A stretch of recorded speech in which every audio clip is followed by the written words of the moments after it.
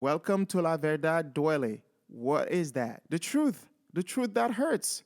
Even though we're not intending to hurt anybody's feelings, we know that we may share information that many people have strong opinions on. This is solely based on the fact that we love sharing information and we love passing down knowledge. And this podcast is all about that. And we hope you can enjoy that. Let's get to it.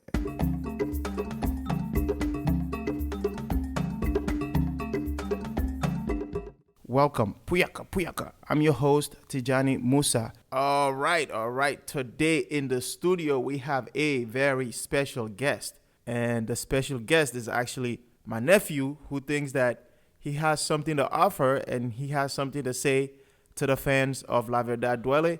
And this nephew is my oldest nephew. He's the oldest here in the United States, and also overall, he's just the oldest nephew. So without delay, I'm going to introduce him, and then I'll invite him to the podcast. He's going to talk to us about what he's been up to, the things that he thinks he want to get into, some of the things that he's already accomplished in his young life. And I would introduce my nephew, Abdul Hakim Musa, and Hakim is a student at University of Delaware. He's also an aspiring creative. He has a Musa Health Foundation that he's working on. He has a YouTube channel. He has an Instagram. He also has a podcast called James Duel Podcast, one word. And you can find that podcast on all platforms that you listen to your podcast. Yes. All right. Without delay, let me introduce my little nephew, Abdul Hakim. Welcome to the studio, man. Buyika. I'm glad to be recording this podcast with you. I'm thankful for the opportunity. Let's get into it. As you can tell, the man is excited. And so let's see. The first thing that I want to talk to you about, talk to me about, what do you mean that you are a creative? What does that mean? I think me being a creative, it means that what I want to bring to this world, the journey that I believe I'm supposed to be on, is inspiring people to get through their journeys in life, but in a way as I do it with art, right? So I've done a lot of different things. I'm the type of person, I delve into a lot of different topics and subjects, and I hope to get a good outcome. But a lot of the times I'll start something and I'll stop. So this is one thing that we could actually talk about. Like, I've put out a song, it's called Wake Up. It's by Afwa. I'm a feature on it. Go stream that, Wake Up by Afwa. I also have a YouTube channel. It's called King Duel Reacts. And with that, I do reaction videos, and I've seen small success, I have a podcast, the James Duel Podcast. We did it for 12 weeks. We're going to start up on season 2, but we had a good amount of monthly listeners. Right now I'm trying to get into acting and filmmaking, cinematography, all of that. And the thing about that is it takes a lot of investment to begin. You're not going to see the money come in early on. You have to put in the work. You have to learn how to do the things that you need to do in order to push you forward in the industry, All right, so you have mentioned a lot of things. But before we get into each of those things, let's have the listeners get to know who you are first. Where you grow up, man? I was born in Virginia. I was born in Fairfax, Virginia. I moved around a lot as a kid, actually. I was in Virginia, then I was in Maryland, then I was in New York, then I think I was in Maryland again. Then I lived in Virginia with you guys when you came back. I said when you came to the U.S. When did you guys come, 2005? Correct. 2005 you guys came. So I met you guys. I remember the day I met y'all. I think I met y'all in the car. Yeah. No, I met y'all in the car, and I was looking at you guys like, who are these human beings? Like, why do they look like me? Like, it was actually kind of strange because back then, as you know, I was very much secluded. I didn't really talk to many people other than my family. So seeing a bunch of people that I didn't hear about, that I didn't know about, just show up one day, it was just like, oh wow, it was cool. It was actually a really humbling experience.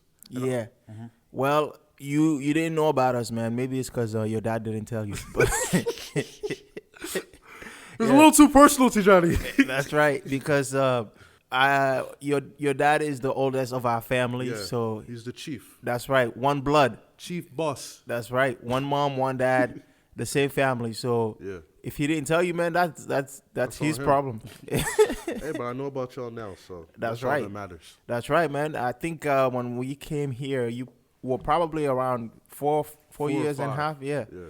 And yeah, you were youngin and All right, Musa terminology. He said youngin. yeah, you know what I'm saying? So I think I remember teaching you ABCs or something. All right. My fault. All right, and you used to like one of the songs by the 3-6 Mafia, but you don't remember that song anymore. I'm a hustler. No. It's called Fly. What? 3-6 Mafia? Yeah, 3-6 Mafia is old, but it's called Who's Fly. that? I used to play that song to you, and you used to love it because you were trying to copy everything that I did. Nah, yeah, I remember you liked Ronaldinho, and he became my favorite soccer player. Right, and then I like Arsenal, and now you are I'm what? an Arsenal fan. I played soccer in high school, and you. I surpassed you. I heavily surpassed you. Okay, I was the prom king, and you were. Prom king. Okay. It's in our blood. We do this. Okay, all right. I said booyaka, booyaka one time. That's right. So yeah, so you did very similar things. I did track, and you. I did track, and I had better times than you. Okay. Everything that I've done better than you. And I know it's probably very upsetting, but it's okay. I still look up to you. Don't ever think that I don't look up to you. That's fine, man. That's fine.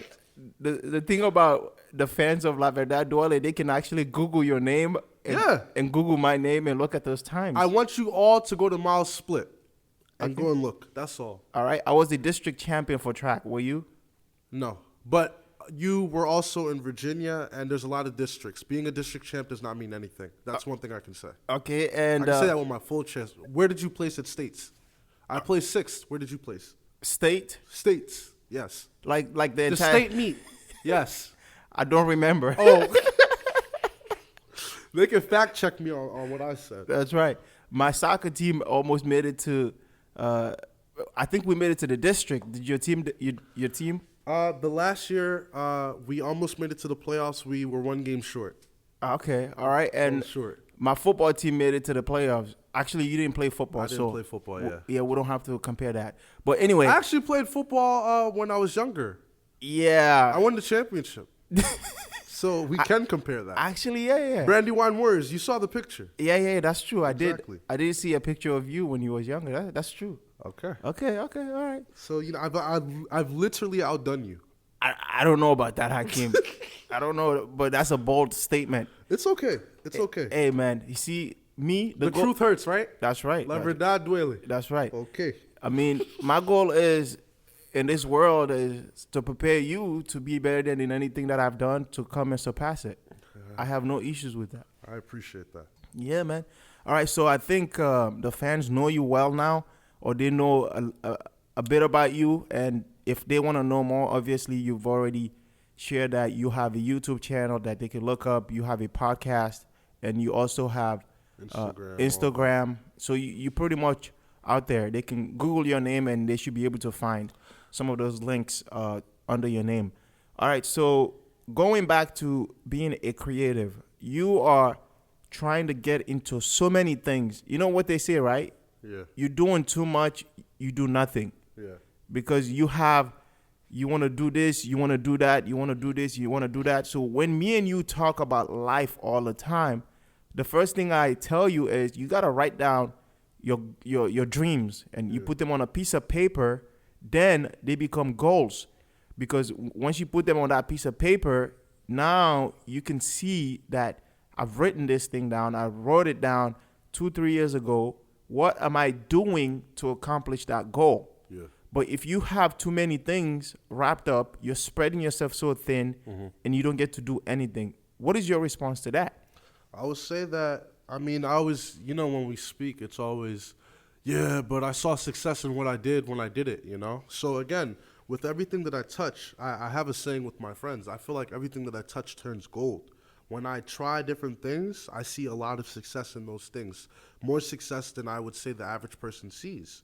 And I think it's because I'm close to figuring out what it is specifically that I actually want to do. So when I touch all these different when I touch these different endeavors, it's me trying to figure out who I am as a person and what I thrive at. So one thing that I've learned from all of these different things is that I'm a good speaker. I can speak to a crowd. I can speak to a camera. I can speak to people and influence their behavior. I can influence their thoughts, you know? So yes, I understand that I could be spreading myself thin because, again, I spoke to you about it with my podcast. We did it for about 12 weeks, and then Corona hit, and then we kind of stopped for a little bit. But we're going to pick that back up. With the YouTube, I was doing it for about a week and a half consistently. I gained a couple subscribers. 3 of my videos hit 1,000 views. That's not a lot, but it's still something. I've seen some pages, they've been up for 7-8 months. They're still at under 200 subscribers, and they may have one video that's at 500 views, you know? So I'm teaching myself slowly. My response to you, I guess, is I'm trying to teach myself which one of these things that I touch that I'm the best at, so I can commit to that and I can hopefully change the lives of a lot of people. I see what you mean. First of all, you are a blessed guy.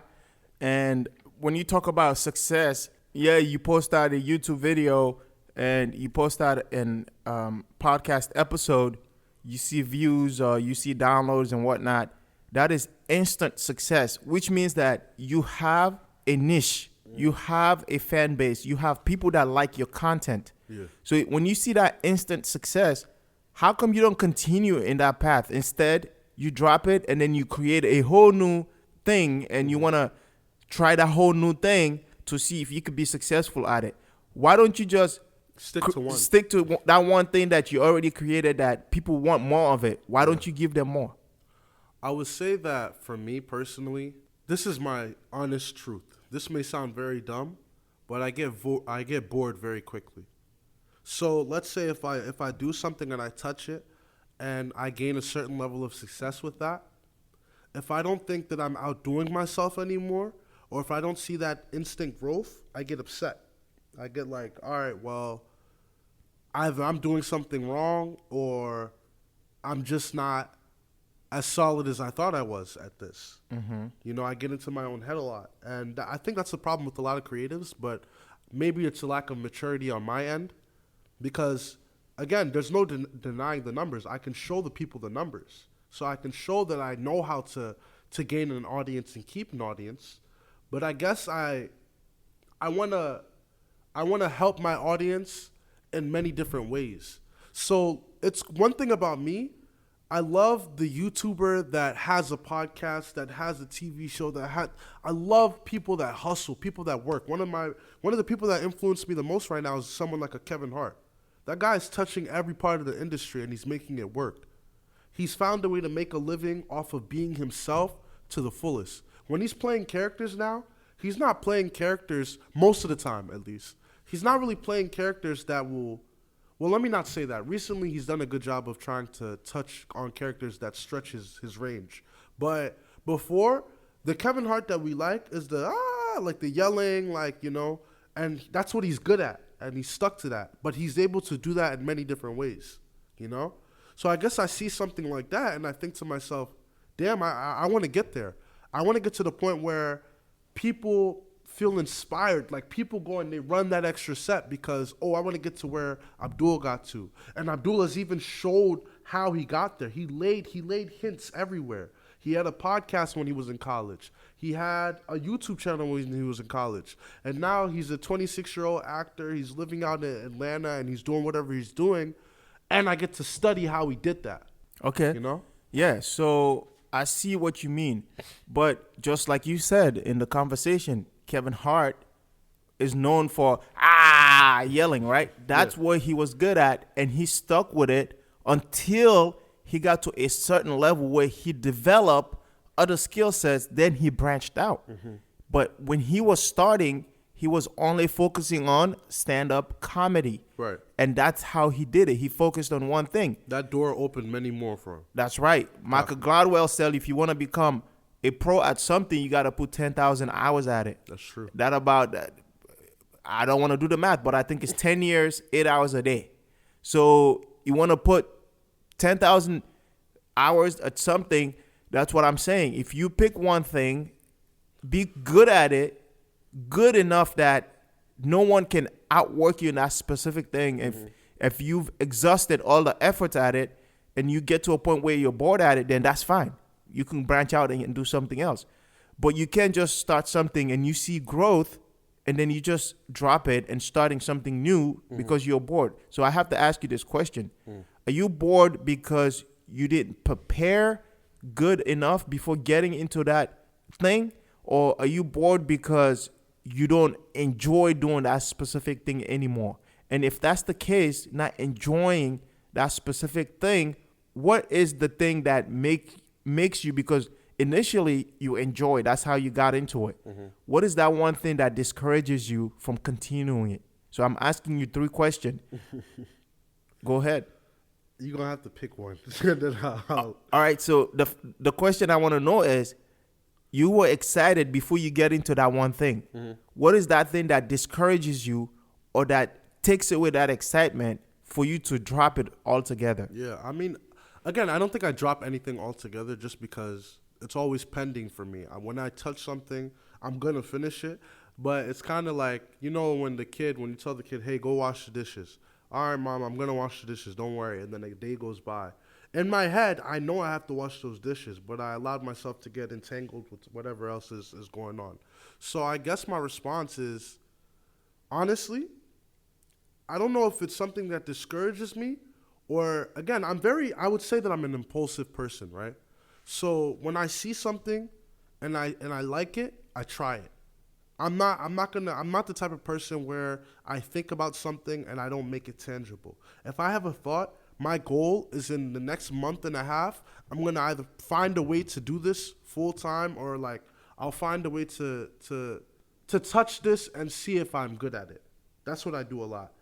And I guess as you're doing something and you see immediate success, this is one thing that I can agree with, right? When you see immediate success, you didn't work for it. You didn't struggle, right? So I think subconsciously it's like, damn, this is easy. Or if not easy, damn, this is like, all right, then let me go touch something else. I could always come back to this. I think that's what it is. It's like a safety net that I put in my head. And I don't think I should think like that. I think, and now having this conversation, actually, it's making me think about a lot of the things that I've touched. Like wow, like I really dropped that. I could have gotten to a different level of success if I stuck with that throughout all this time, you know? But at the same time, I like having a bunch of things that I've done. I like that because I have knowledge in different areas when it comes to this media stuff. With the podcast, I have knowledge in how to run a podcast. I may not be the most efficient podcaster. I may not even be the most consistent, but I have knowledge. I can help somebody that's starting off. And I've helped people start off a podcast, you know? With the YouTube, I'm not the best YouTuber. I wouldn't even say I'm a great YouTuber yet. But I learned how to, the week before I uploaded the video, for a week and a half straight, I downloaded so much content on how to, edit videos on your phone, using what I have, you know? Because I don't have a solid camera yet. I don't have all those things. But again, we were talking earlier about the editing and stuff like that. You can learn how to use what you have. I think it's those type of challenges that I like to feel. And when you start something, you feel that challenge of, damn, I'm learning. Like right now with the editing, the video editing that I'm doing with Alaji and like the cinematography, recording him, recording different places around the house, like I feel an adrenaline. Like, wow, like I'm learning this. I'm learning how to do this. I'm doing what people that I look up to were doing, and I'm doing it in my own way, you know? And when I run out of that feeling or that emotion, I guess I look for it somewhere else. I don't know. This is my first time opening up about that. Okay. All right. So I think from what I'm getting from what you're saying is you haven't failed enough. Okay. Because if you failed, that's where the lessons come. Yeah. So because you are touching something and it turns to gold, so you look for the next gold. And so you think that anything you touch becomes gold, so you're always looking for the next gold. But if you touch something, it becomes silver, or it becomes fire, it burns, then you're learning, how comes I touched this? And it didn't turn to gold. So now I have to spend more time learning how to make it gold. So what I'm hearing is you haven't failed enough because you haven't learned enough lessons to continue. That's actually very true. So with this, right, the one thing that I've been pushing, because again, I've kind of slowed down my other endeavors. The one thing I've been pursuing right now is acting, right? Acting, and not only acting, cinematography as a whole. So the filmmaking aspect, the video editing aspect, the audio aspect, right? I'm learning all these different terms on a subject that I've always admired, but I never tried to learn, right? So now I'm actually learning these terms. I tried to edit a video of Alaji. When I tell you the video was horrible, I really, I was on Final Cut Pro trying to grind out and do this. It was so bad. And now, last night, Alaji was going through different tips and how to go through it. And now I learned something new. That was a failure for me, because usually when I touch something, I'm used to it being perfect in my own head. Right. And that's not okay. Right. As a creative, you can't think like that. Right. So with this recent thing that I've the acting and the cinematography as a whole, in order for me to get into an acting agency or a modeling agency or a talent agency, I have to have credits. I don't have credits, so I have to create my own. How do I create my own? I have to learn how to edit videos. I have to learn how to record myself. I have to give myself these credits. This is a grit and a grind that I've never felt before, because I've been doing this for now.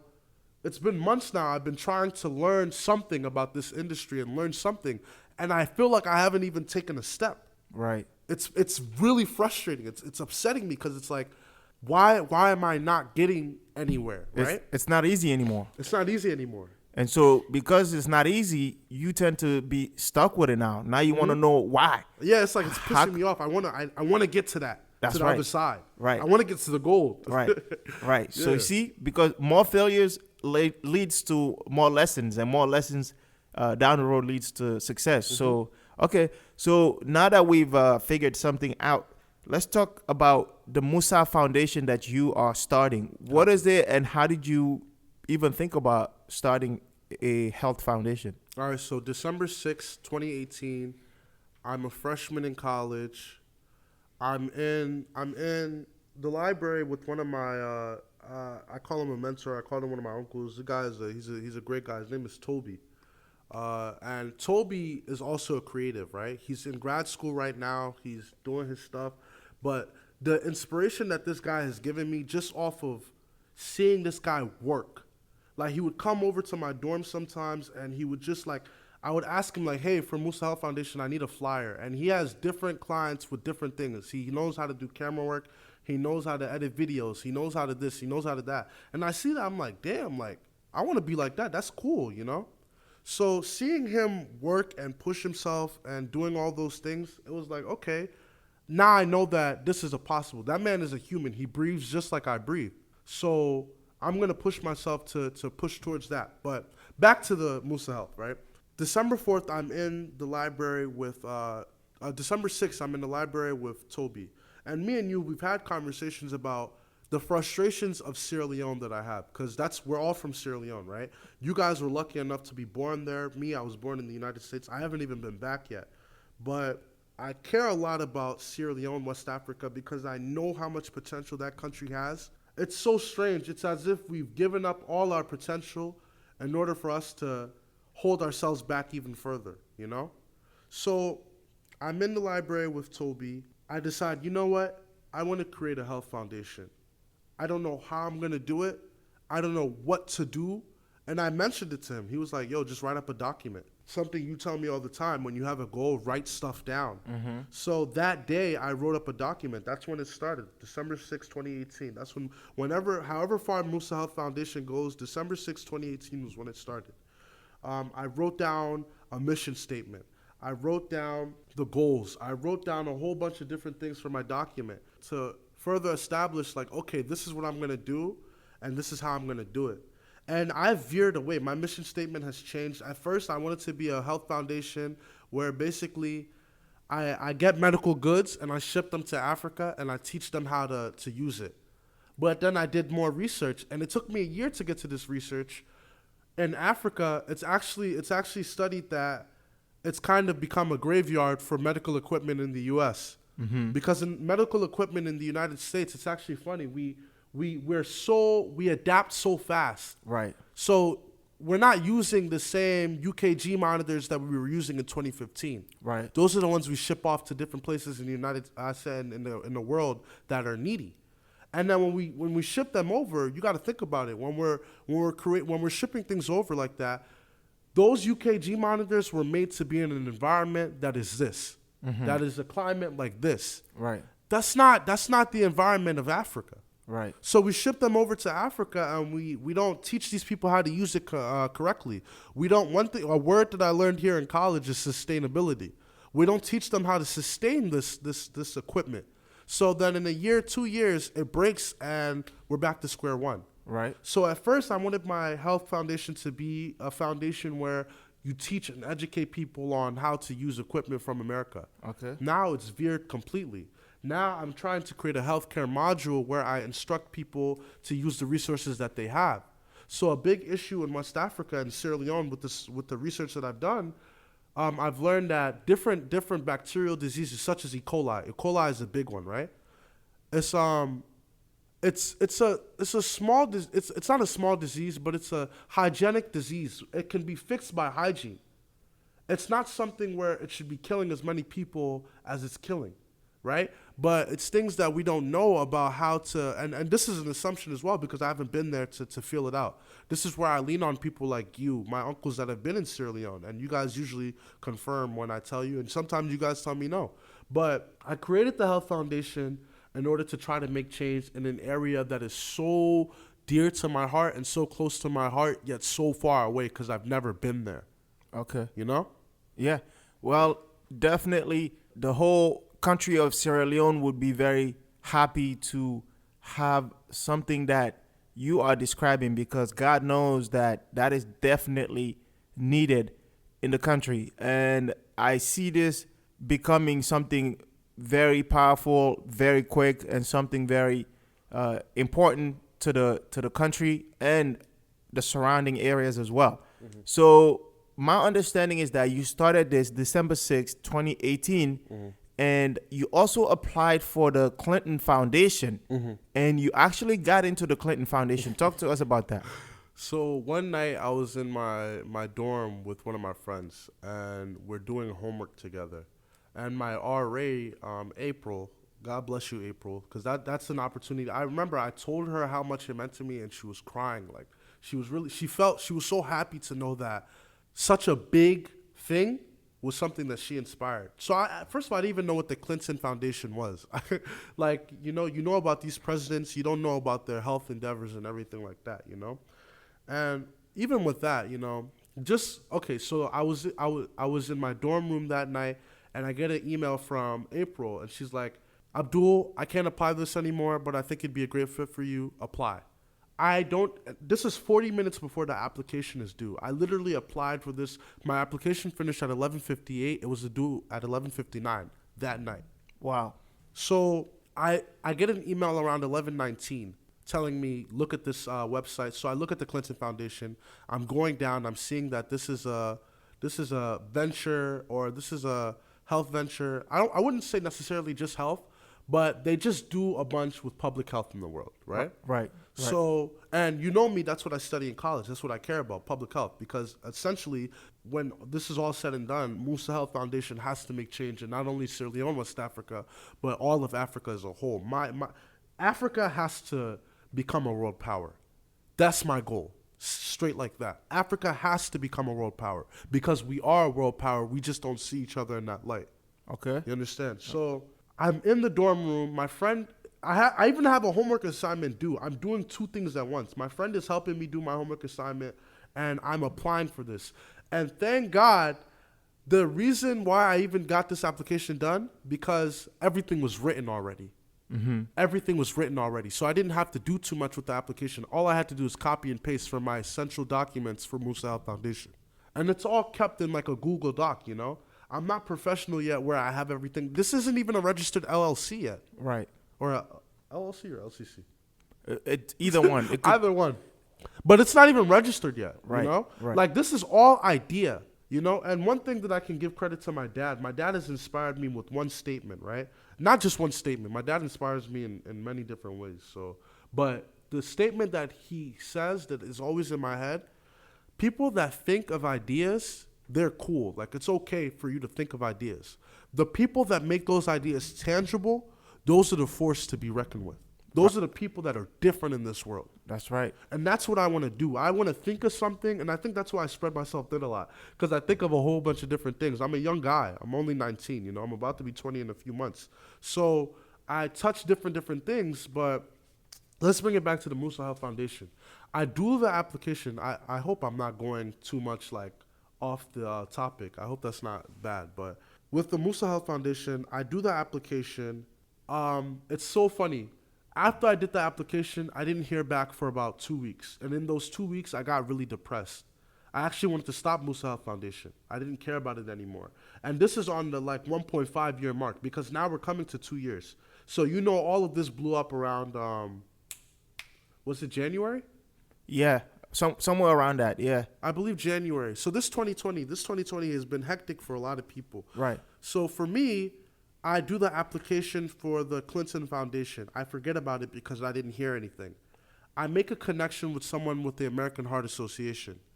I'm not going to say his name, but he's like a regional director in the East Coast, and for like for Maryland, Pennsylvania, Delaware, all the East Coast, right? Mm-hmm. He works for the American Heart Association. It's a big position. Right. I don't remember how I got his email. Oh, you see, the way this life journey works, I feel like there's different omens and like things that bring you towards your goals in life. And that's why I feel like I'm not doing the wrong thing, because the way I've been able to network with people is uncommon, right? So I remember there was this guy, his name is Jake Voorhees. He makes YouTube videos, and he's actually started the venture. He's been on Shark Tank, right? He's a mentor of mine. He's actually going to be happy I'm shouting him out. I met him, and I remember he came to speak. I'm watching this man on Shark Tank, and he's in my lecture hall. He's speaking to my class, and he's talking to us. He's telling us about tribe and how you get to your goals in life, and how it all starts with your tribe, your family, and this, and the third. You have supporters, and they launch you towards your goals. So it's kind of funny. I'm looking at this guy, and I always used to go to this class. This is an entrepreneurship class of 8 people, maybe. I always used to go suited up. You know how I am. I go with a button up. So I think that's what attracted Jake to me. Like, Jake was looking at me throughout the whole lecture, and he'd be like, yeah, and I've actually seen you, because I did pitches at the entrepreneurship place at my school. This is all things I've told you about, you know? So he saw one of my pitches, and this is somebody that he's way farther than where I want to be. Right. With everything that he's doing. But he saw something in me.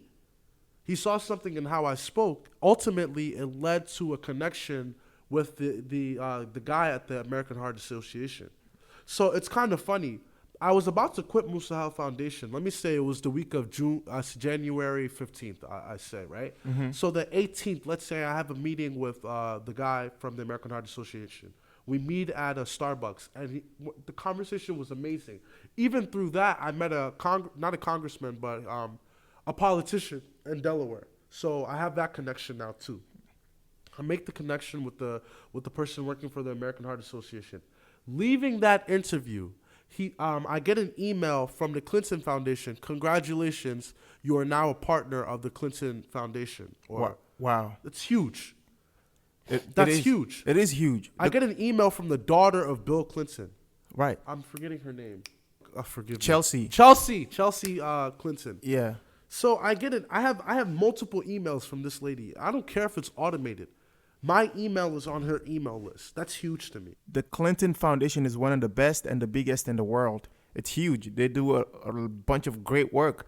I compare the Clinton Foundation to the Bill Gates Foundation. So they do amazing work. So you received the congratulations email, and just quickly, you received that email. What did the email contain, and what is the benefit for being a member of the foundation? It basically gives me a whole nother level of resources and opportunities, right? So one big opportunity that I was going to have, but COVID kind of messed it up. I was supposed to travel to Scotland to go to the big conference that they have every year at the University of Utrecht, I think, or Edinburgh. We were supposed to go to Edinburgh. Right. So, yeah, I'm talking about Utrecht. Utrecht is in Netherlands. I'm sorry. So we were supposed to go to Edinburgh, Scotland. And it was going to be, I believe, a week trip free of cost. just being associated with the Clinton Foundation, and my university was going to pay for it, you know? So I don't know. It's huge. Like the email basically congratulated me for being, and I remember seeing in the email that it said I was very prepared. And it was crazy to me because I'm just some kid from Delaware. Right. I'm nobody special, you know? In my head, I gas myself up. I tell myself I'm a big guy, I'm this, I'm that, but I'm nobody special. I'm just the little Hakim that you know. And now I can say that I have an association with the former president. Right. That's big. That's huge. That's huge. All right. So congratulations on being a Clinton Foundation member, because that is, like I said, is a huge, huge foundation doing amazing work across the world. This wraps up part 1 of the conversation. Stay tuned for part 2 of this conversation. Thank you for listening. There you have it, everybody. If you're listening to this still, I appreciate you so much. Thank you for listening through and through. Make sure, if you haven't done so already, please hit that subscribe button so you can get this automatically downloaded the next time new episodes come out. We have a lot more experiences and stories to tell, and I cannot wait to share them with you. So make sure you hit that subscribe button. Reviews are always appreciated. Thank you. I appreciate you, and let me know what you think on our Instagram at Verdad Duele Pod. Our team is here to serve you. We look forward to hearing about your successes, and maybe one day we may invite you to the studio to share. We wish you luck. The Verdad Duele family has your back. Thank you so much.